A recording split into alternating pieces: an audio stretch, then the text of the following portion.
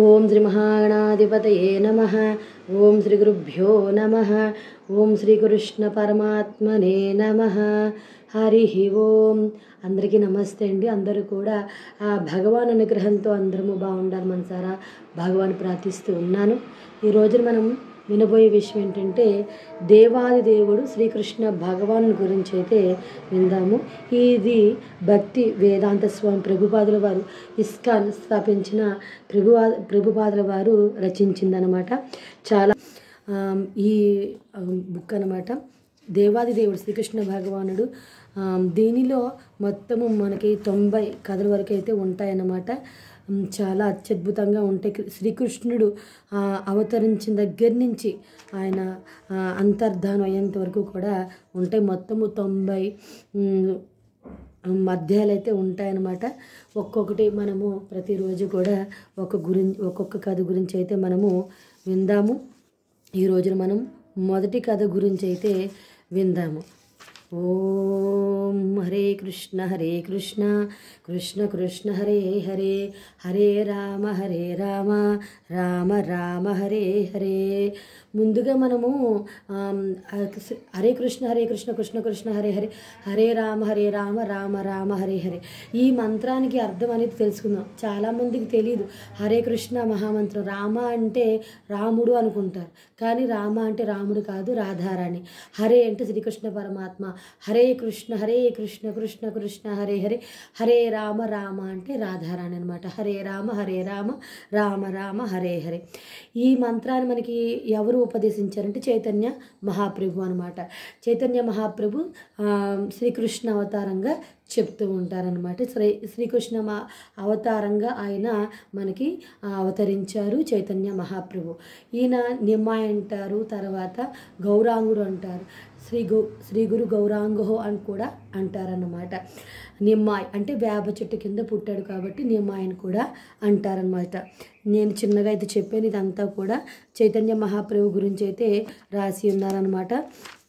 తర్వాత మనము మొదటి కథ గురించి అయితే విందాం. శ్రీకృష్ణ భగవానుడు ఏ విధంగా అవతరించారు అనేటువంటి విషయాలన్నీ కూడా మనము ఇప్పుడు విందాము. ఓం హరి ఓం.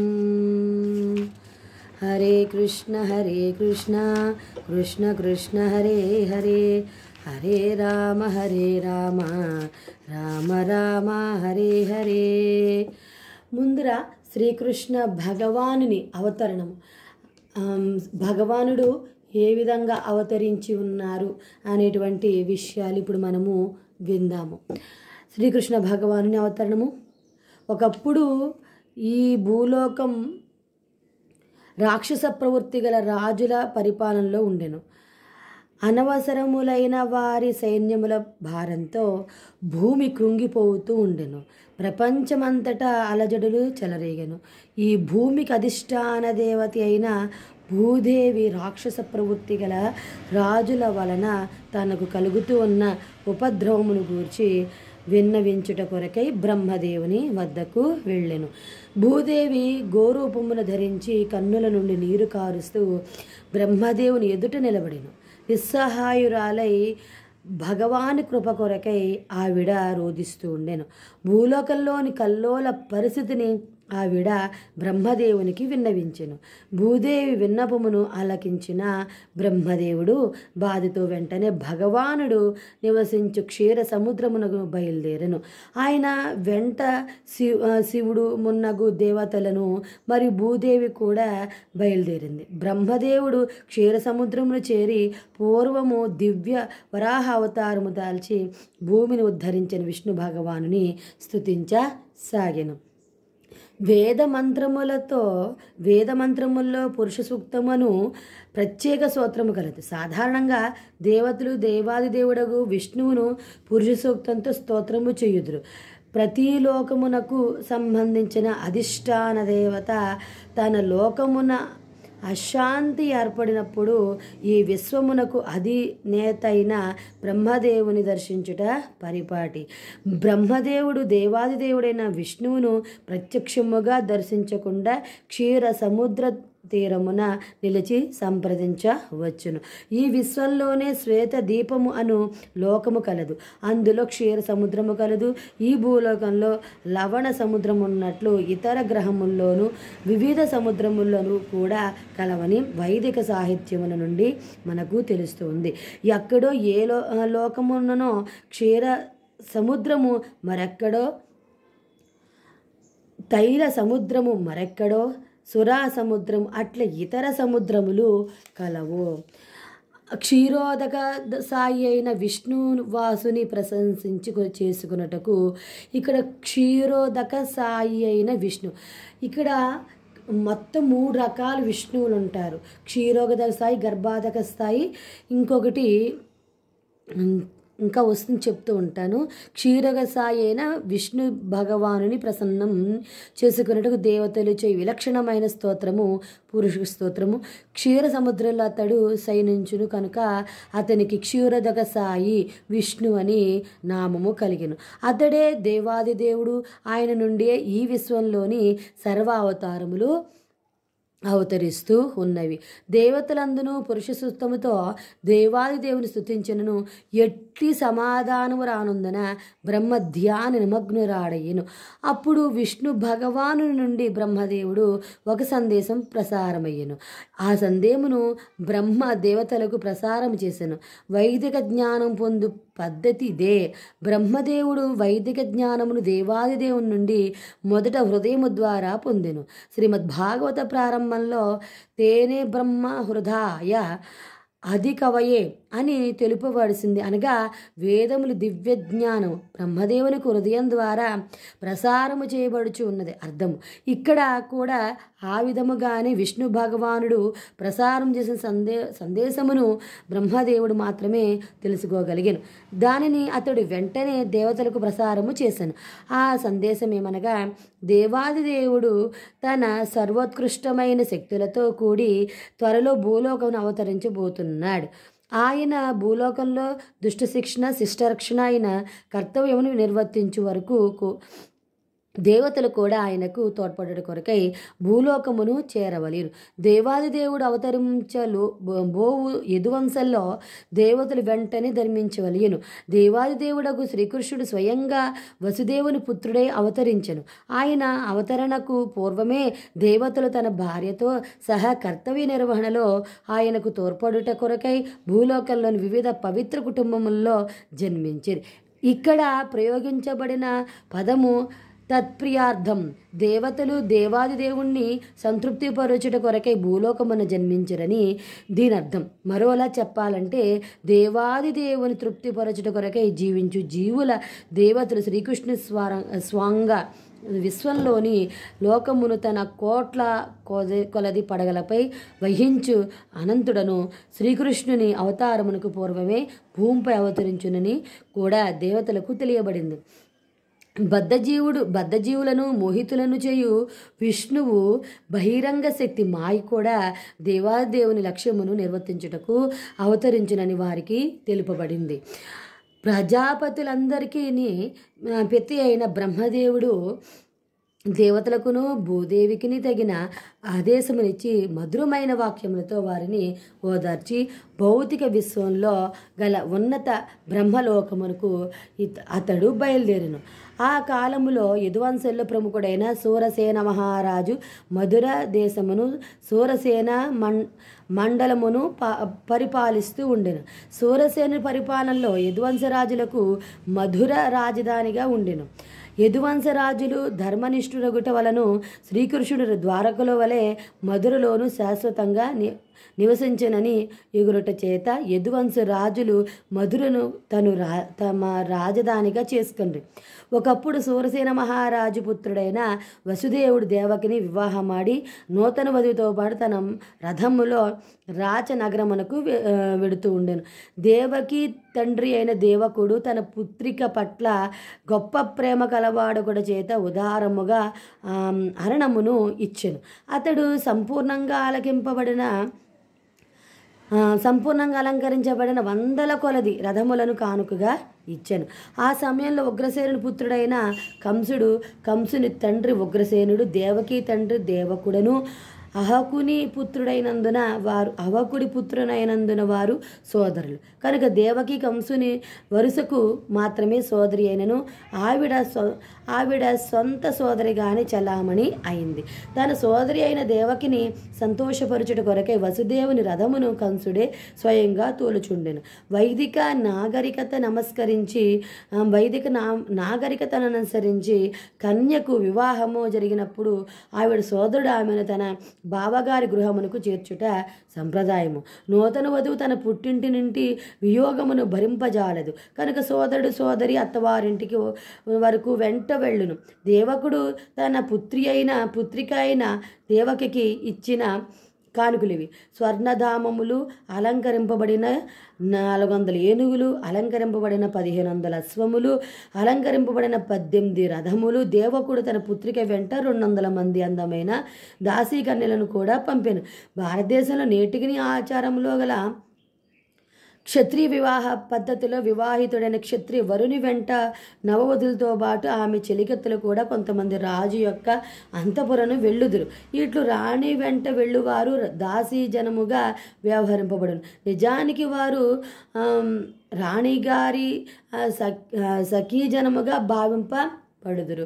ఈ ఆచారం అనాదిగా అనగా 5000 సంవత్సరముల క్రితము శ్రీకృష్ణ అవతారమునకు ముందు నుండి ఆచరణలో కలదు. కనుక వసుదేవుడు తన భార్యతో పాటు మరి 200 మంది సౌందర్యవతులను కూడా తన ప్రసాదమునకు కొనివచ్చును.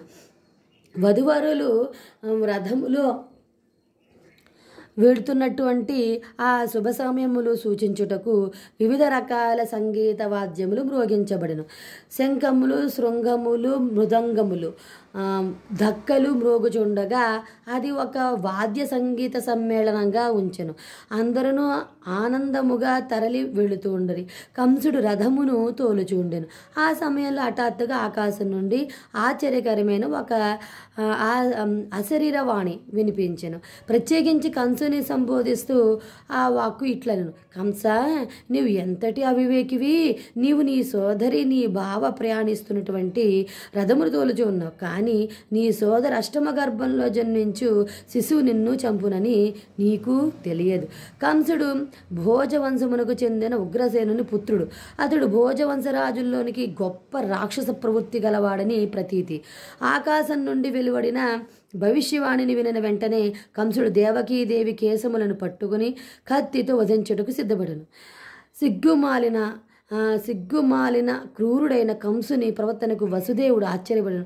అతన్ని శాంతపరచుటకు వాక్స్తుర్యముతో కూడిన సహేతుకమైన ఈ వాక్యములను వసుదేవుడు పలికెను: ప్రియమైన బావా కంస, నీవు భోజవంశంలో ప్రఖ్యాతిగాంచిన రాజు.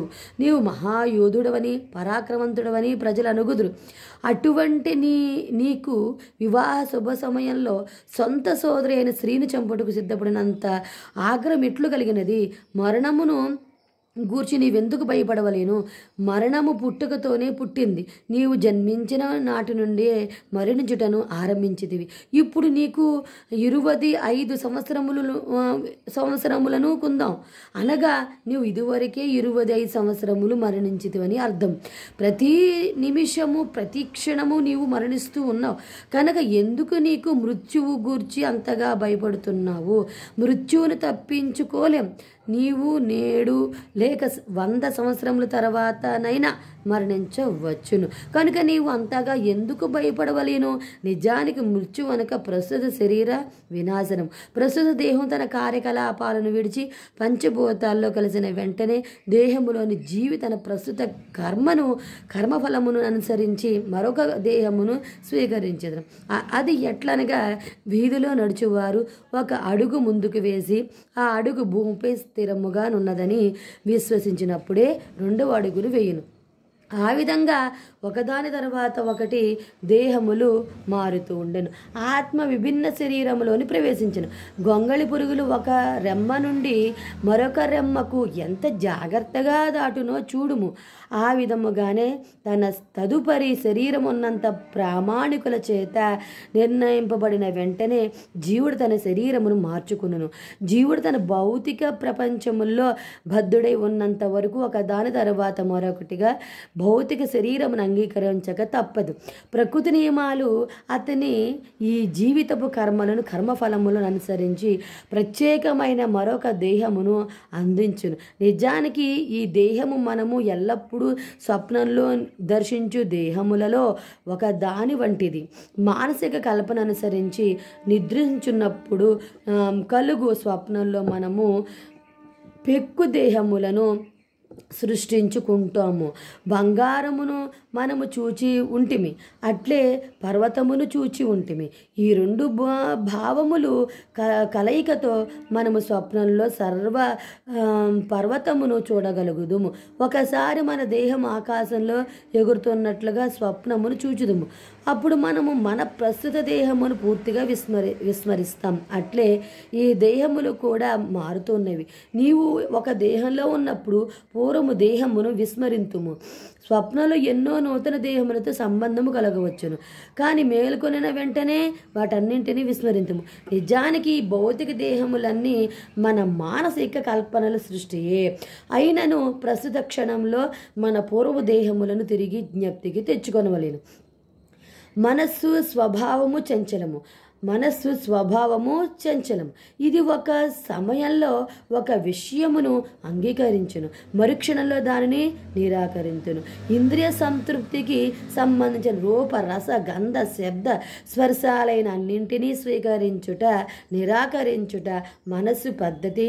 కల్పానిక పద్ధతిలో మనసును పంచేంద్రియాలతో సంబంధము ఏర్పరచుకొని జీవుడు తాను కోరిన ప్రత్యేక శరీరము పొందును. కనుక ఈ శరీరం ప్రకృతి నియమాల చేత మనకు ప్రసాదింపబడినటువంటిది.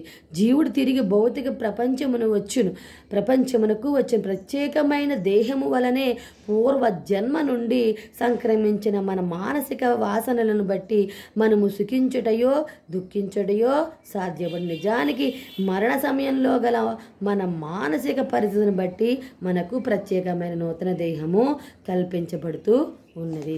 ఇక్కడ చూడండి, ఇంకా చెప్తూ ఉన్నారు, ప్రకాశవంతమైన సూర్య చంద్రాది గ్రహములు లేక నక్షత్రముల జలాశయములలో తైలాశయములతో ఘృతాశయములతో ప్రతిబింబిస్తున్నది. నీటి కదలికల చేత ప్రతిబింబించగలుగుతున్నట్లు గోచరించును. కదులుతున్న నీటిపై కనిపించి చంద్రుని ప్రతిబింబము కూడా కదులుతున్నట్లుగా కనిపించును. కానీ నిజానికి చంద్రుడు కదులుట లేదు. ఈ విధంగానే మానసిక కల్పనల చేత దేవుడు విభిన్న దేహములను పొందుతూ ఉన్నాడు. కానీ నిజానికి అతనికి ఆ దేహముతో ఎట్టి సంబంధము లేదు. అయితే మాయ ప్రభావమోహితుడైన జీవుడు భ్రమతో తాను ప్రత్యేక శరీరమును సంబంధించిన వాడని భావించును. ఇదే బద్ధ జీవిత విధానం. ప్రస్తుతం ఒక జీవుడు మానవ శరీరంలో ఉన్నాడని భావిద్దాం.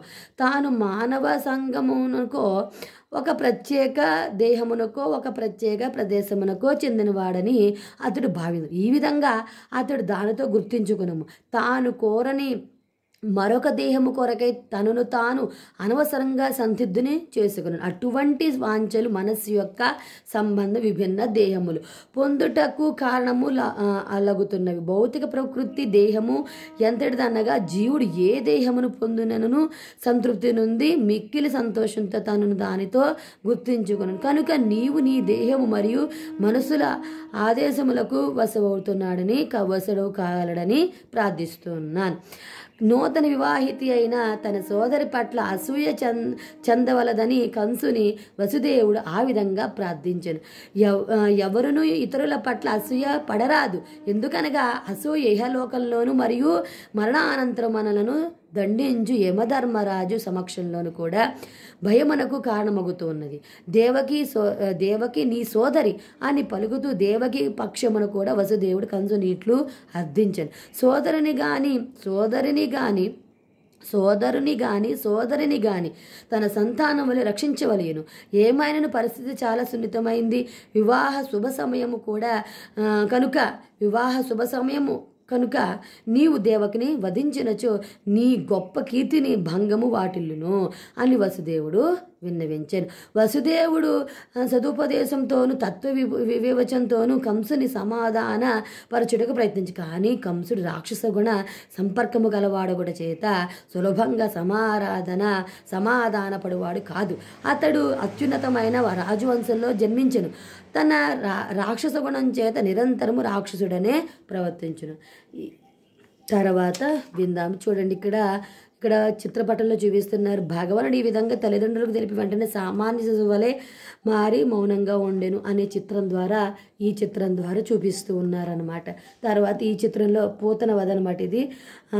ఆ విధంగా మాయావి అని పూతన రాక్షసంతమైన మరణ సమయంలో ఆవిడ భయంకరమైన తన రాక్షస రూపమును పొందునని ఈ చిత్రపటంలో చూపిస్తూ ఉన్నారనమాట. తర్వాత 4వ చిత్రంలో వాద్యధ్వనుల మధ్య వేదఘోష మధ్య యశోదామాత శ్రీకృష్ణుని జలకమాడుస్తూ ఉండను అనే ఈ చిత్రంలో చూపిస్తూ ఉన్నారు. తర్వాత 5వ చిత్రం శ్రీకృష్ణుని తన తేరుని చేతు నుండి క్రింద పరుండెను. అతడు తన కాళ్లతో తనుతున్నప్పుడు అతని కాలు యాదృచ్ఛికంగా ఆ బండి చక్రమునకు తగిలి కూలిపోయాను. ఈ రాక్షసుని చంపారు కదా, ఆ కథ అయితే ఈ చిత్రంలో చూపిస్తూ ఉన్నారన్నమాట. తర్వాత శ్రీకృష్ణుడు తన భుజంపై వేసుకుని వెళ్ళిన తృణావర్త రాక్షసుడు ఆకాశంలో చాలా ఎత్తుకు ఎదిరిపోతూ ఉన్నాడనమాట. తృణావర్తాసుడు వధ అనమాట ఇది. తర్వాత చిత్రం 7లో చూపిస్తూ ఉన్నారు.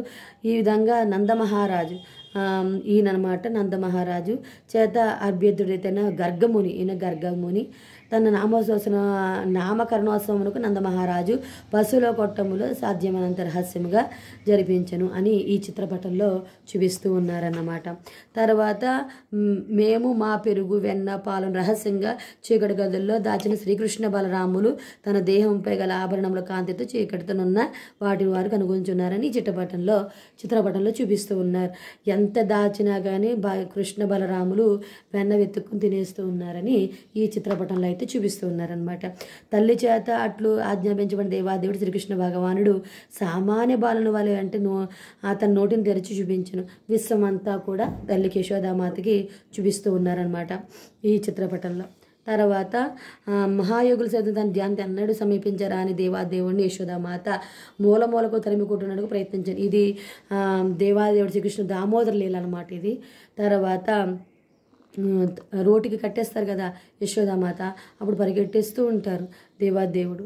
తర్వాత కొంగ అసురుడు అకస్మాత్తుగా వారి ఎంత ప్రత్యక్షమై తన పదులైన ముఖతో శ్రీకృష్ణుని దాడి చేసి క్షణాతన్ని మృంగివేశాను. శ్రీకృష్ణునిపై దాడి వేసి క్షణాతన్ని మృంగివేశాను.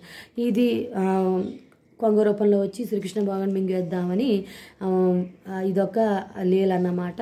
తర్వాత బకాసురు కాదు శ్రీకృష్ణ తన సహచరులు వినాశనం నివారించుట ఎట్లు అని ఆలోచిస్తుండగా గోపులు దూడలు తన పాము నోట ప్రవేశించడం జరిగింది. ఇదొక వధ అన్నమాట శ్రీకృష్ణ భగవానుడిది. తర్వాత విష్ణు స్వరూపం పీతాంబరం ధరించిన నీలమేఘ శరీరంతో కనిపించను. వారందరూ చతుర్బాహులు కలిగి శంఖ చక్ర గదా పద్మములతో అలంకరపడి ఉండరి శ్రీకృష్ణ భగరామ.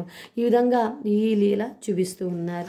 తర్వాత ఇది గాడిద రూపం శ్రీకృష్ణ బలరాముడు ప్రతి గార్ధవపు వెనుక కాళ్ళను పట్టుకుని దేనికాసుని గిరిగిరా తిప్పివేసి దూరంగా ఈ విధంగా వారందరూ తాళవనంలో విసిరివేయబడి వధించారన్నమాట. ఇదొక ఆసురుని చంపిన లీలన్నమాట.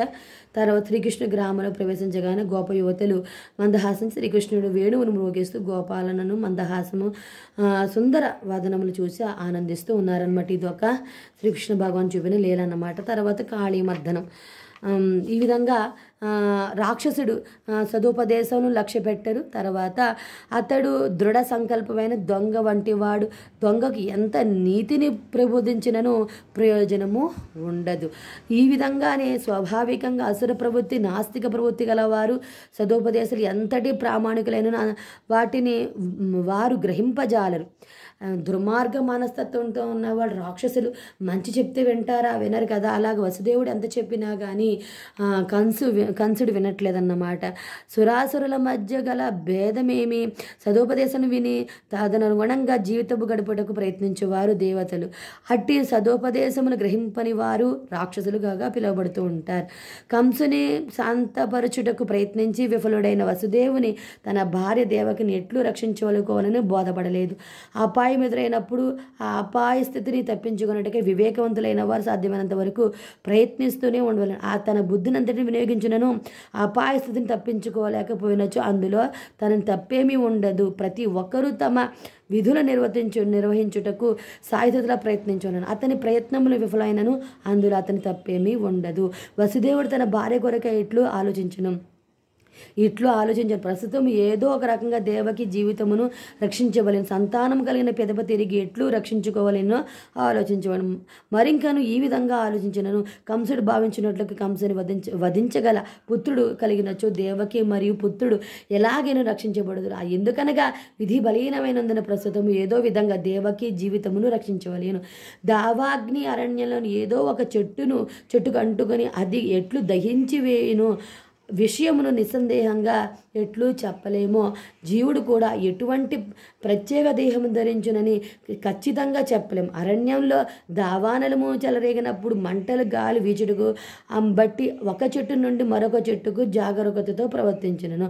మరుసటి జన్మలో ఎట్టి శరీరం కలుగునో తెలుసు కొనుట చాలా కష్టము. భరత మహారాజు ఆత్మసాక్షాత్కార పద్ధతిని ఎంతో శ్రద్ధగా నిర్వర్తించును. అయినను ఏదో విధంగా అతనికి ఒక జింకపై తాత్కాలికమైన మమకారము ఏర్పడినందున అతను మరుసటి జన్మలో జింక దేహమును అంగీకరించవలసి వచ్చెను. వసుదేవుడు తన భార్యను ఎట్లు కాపాడుకోవాలనని ఆలోచించి కంసుడు గొప్ప పాపాత్ముడైనను అతనితో ఎంతో గౌరవంగా పలకసాగాను.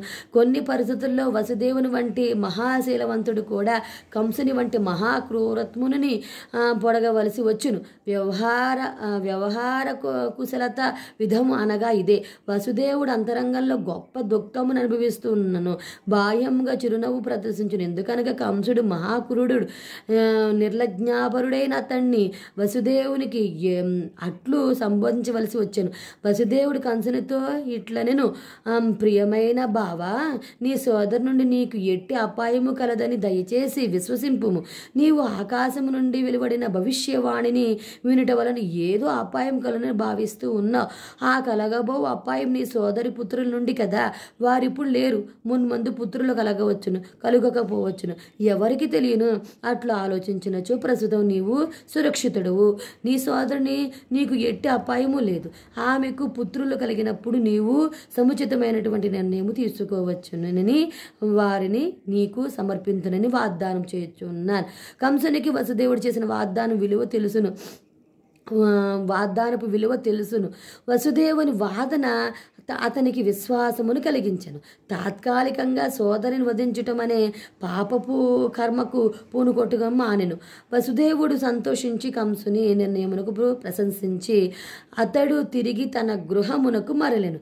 కాలక్రమంలో దేవకీ దేవులకు 8 మగ శిశువులు, ఒక ఆడ శిశువు జన్మించింది. మొదటి పుత్రుడు జన్మించగానే వసుదేవుడు తన వాగ్దానము ప్రకారము ఆ శిశువును కంసునికి అప్పగించిన. ఆ విధంగా వసుదేవుడు తన వాగ్దానం నిలబెట్టుకునేట వలన అతడు మహోన్నతుడుగాను కీర్తివంతుడుగాను ప్రస్తుతించబడెను. అప్పుడే పుట్టిన బిడ్డను కంసునికి అప్పగించుట అతనికి మిక్కిలి దుఃఖము కలిగించిన కంసుడు మాత్రం బిడ్డను సంతోషంగా స్వీకరించెను. వసుదేవుని ప్రవర్తనకు అతడు హృదయంలో కొద్దిగా దయ కలిగెను. ఈ సన్నివేశము గొప్ప ఆదర్శవంతము. వసుదేవుని వంటి మహాత్మునికి తన విధి నిర్వహణలో బాధాకరమైనదేది లేదు. వసుదేవునంతటి జ్ఞానవంతుడు తన విధులను నిస్సంకోచంగా నిర్వర్తించును. మరొక వైపు కంసుని వంటి రాక్షసుడు భయంకర కార్యమును చేయుటకు ఎన్నడను సంకోచింపడు. కనుక మహాత్ములు జీవితంలోని అన్ని రకాల క్లిష్ట పరిస్థితులను సంహరించగలరని జ్ఞానవంతుల అనుకూల పరిస్థితుల కొరకు ఎదురు చూడకుండా తమ విధులను తాము నిర్వర్తించురని దుష్టుడగు కంసుని వంటి వారు ఎట్టి పాప కార్యములైనను చేయగలరని మరియు భక్తుడు దేవాది దేవుని సంతృప్తి కొరకై దేనైన త్యాగం చేయుట కొరకై సిద్ధపడునని తెలుపబడుచున్నది. కంసుడు వసుదేవుని చర్యకు సంతృప్తి చెందెను. వసుదేవుడు తన వాగ్దానం నిలబెట్టుకున్నందుకు అతడు ఆశ్చర్యపడి అతడి ప్రవర్తనకు సంతోషించి ఇట్లు పలికిన, ప్రియమైన వసుదేవా, నీవు ఈ శిశువును నాకు అర్పింపనవసరము లేదు. ఈ శిశువు నుండి నాకు ఎటువంటి అపాయము లేదు. నీకు దేవకికి జన్మించు 8వ సంతానం నన్ను చంపునని వింటిని కనుక నేను ఈ శిశువును అనవసరంగా ఎందుకు తీసుకొనవలేను. నీవు ఈ శిశువుని తీసుకుని వెళ్ళుము. వసుదేవుడు తన తొలి శిశువుతో తన గృహమునకు తిరిగి వెళుతూ కంసుని ప్రవర్తనకు అతడు సంతోషించినను కంసుడు నిగ్రహము లేనివాడని అతనికి తెలిసినందున అతడిని విశ్వసించగలేకుండాను. నాస్తికమైన వ్యక్తి తన మాటలకు కట్టుబడి ఉండడు. ఇంద్రియములను నిగ్రహించుకోలేని వాడు దృఢ నిశ్చయమును కలిగి ఉండడు. రాజకీయ నాయకులలో గాని స్త్రీలలో గాని విశ్వాసము ఉంచకము అని చాణక్య పండితుడు తెలిపాను. ఇంద్రియ నిగ్రహము లేని వారు ఎన్నటికైనా విశ్వాసపాత్రులు కారు. వారిని విశ్వసించకూడదు. ఆ సమయంలో నారద మహర్షి కంసుని వద్దకు వెళ్ళాను. కంసుడు వసుదేవుని ప్రవర్తన సంతోషించి వసుదేవుని ప్రథమ శిశువును తిరిగి ఇచ్చేనని అతనికి తెలిసింది. శ్రీకృష్ణుని అవతారము సాధ్యమైనంత వరకు వెంటనే జరుగునట్లు చేయవలనని నారదుడు ఆసక్తితో ఉండెను. బృందావనములో నందమహారాజు వంటి వ్యక్తులను, గోపాలులను, వారి భార్యలను, గోపికలను, ఇటు యదుకులంలో వృష్టి వంశంలో జన్మించిన వసుదేవుడను, సూరసేనుడను, అతని బంధువులందరూ దేవాదిదేవుని అవతారమునకు సన్నాహములను జరుపుతున్నారని నారదుడు కంసునికి తెలిపాను. ఆ కుటుంబమునకు పితృలైన హితపరులైన వారి విషయము లోను కుటుంబంలో జన్మించు దేవతల విషయములోనూ జాగరూకతతో ఉండవలెనని నారదుడు కంసుని హెచ్చరించాను. కంసుడును అతని మిత్రులను ఇతరులను అందరూ రాక్షసులకు దేవతలనైనా ఎప్పుడునూ భయము. ఈ విధంగా దేవతలు వివిధ కుటుంబముల్లో జన్మించుటకు గూర్చి నారదుని నుండి తెలుసుకొనిన కంసుడు వెంటనే అప్రమత్తుడు అయ్యాను. దేవతలు ఇదివరకే జన్మించరు కనుక విష్ణువు త్వరలోనే అవతరించుట తథ్యమని అతడు గ్రహించను. కనుక అతడు వెంటనే తన భావ అయిన వసుదేవుని మరియు సోదరి అయిన దేవకిని బంధించి కారాగారమున పడవేశాను. ఇనుప సంకెళ్లతో బంధించబడిన వసుదేవునికి దేవకి కారాగారములను ప్రతి సంవత్సరం ఒక మగ శిశువు జన్మించసాగాను. ప్రతి శిశువును విష్ణువు అవతారమేనని తలచి కంసుడు వరుసగా వారందరినీ వధించాను. అతడు ప్రత్యేకించి అష్టమ గర్భం గూర్చే భయపడుచుండెను. కానీ నారద నాగమున తర్వాత ఏ శిశువైన శ్రీకృష్ణుడు కావచ్చునేమోనని నిర్ణయించుకును. కనుక దేవకీ దేవులకు జన్మించిన ప్రతి శిశువును వధించుట మంచిదని అతడు భావించను. కంసుని కార్యములను అర్థము చేసుకున్నట్టు కష్టమేమీ కాదు. రాజవంశీయులు తను ఇచ్చా పూర్తి కొరకే తండ్రిని, సోదరులను లేక కుటుంబములను అంతటినీ మిత్రులను హత్యలు చేసిన సంఘటన ప్రపంచ చరిత్రలు ఎన్నో కలవు. రాక్షసుడు అత్యాశతో కూడిన రాజాజ్ఞతో తన క్రూర వాంఛల పరిపూర్తి కొరకై ఎవరినైనాను చంపగలరు. కనుక ఈ విషయాలు ఆశ్చర్యపడని అవసరం లేదు. నారదుని అనుగ్రహంతో కంసునికి తన పూర్వజన్మ జ్ఞానము కలిగిన అతడు పూర్వజన్మలో కాలనేమి అను రాక్షసుడని విష్ణువు చేత వధింపబడినని తెలుసుకున్నాను. అతడు భోజవంశమున జన్మించుట చేత యదువంశుల బద్ధ శత్రుత్వమును పెట్టుకునను. శ్రీకృష్ణుడు యదువంశంలో జన్మించబోచున్నందున తాను గత జన్మలో చంపబడినట్లే శ్రీకృష్ణుడి చేత చంపబడినని ఎంతగానో భయపడుతూ ఉండెను. అతడు మొట్టమొదట యదుభోజాంధక వంశములకు రాజైన తన తండ్రి ఉగ్రసేనుడిని చెరసాల్లో బంధించను. వసుదేవుని తండ్రి అయిన సూరసేనుని బంధించి అతని రాజ్యమును కూడా ఆక్రమించను. ఆ ప్రాంతము అన్నింటికంటే తానే రాజనని స్వయంగా అతడు ప్రకటించుకొనును. ఇది దేవాది దేవుడు శ్రీకృష్ణ భగవాను నందలి 1వ అధ్యాయమైన శ్రీకృష్ణ భగవాన్ అవతరణము నాకు భక్తి వేదాంశం భగత్ సగదాసారము సమాప్తం. తర్వాత మన దేవకి గర్భస్థుడైన శ్రీకృష్ణుని దేవతలు స్తుతించుట అని 2వ అధ్యాయం గురించి అయితే విందాము. అంతవరకు స్వస్తి. ఓం నమో భగవతే వాసుదేవాయ. హరే కృష్ణ కృష్ణ కృష్ణ హరే హరి, హరే రామ రామ రామ హరే హరే. ఆ శ్రీకృష్ణ భగవాను అనుగ్రహం మనందరిపైన ఉండాలని కోరుకుంటూ ఉన్నాను. సర్వే జనా సుఖినో భవంతు, సమస్త మంగళాని భవంతు. స్వస్తి.